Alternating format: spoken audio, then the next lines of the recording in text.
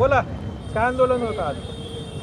2019-20ला लोकशाहीर अण्णाभाऊ साठे सुधार वस्ती योजनेअंतर्गत एक रस्ता झाला होता, नॅशनल हायवे 211 ते कसबेघर.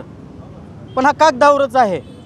त्याच्यानंतर आम्ही त्यांची सगळी माहिती काढल्यावर कळालं की हा कागदावरच आहे. त्याच्यानंतर 2021ला परत तिथंच मंजुरी घेण्यात आली.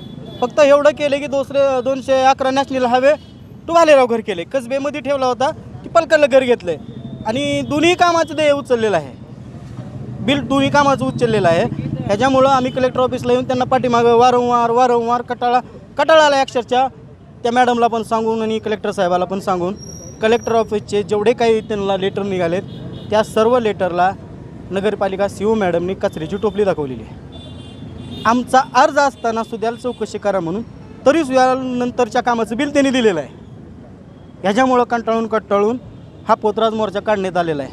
आणि माझं म्हणणं असं आहे की कलेक्टर साहेबांनी ह्या दोन्ही रस्त्याची चौकशी करावी.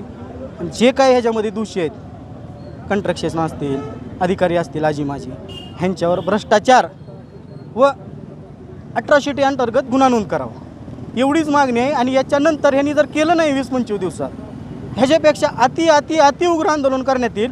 आणि त्याची सर्वस्व जबाबदारी फक्त आणि कलेक्टर साहेबाची राहील.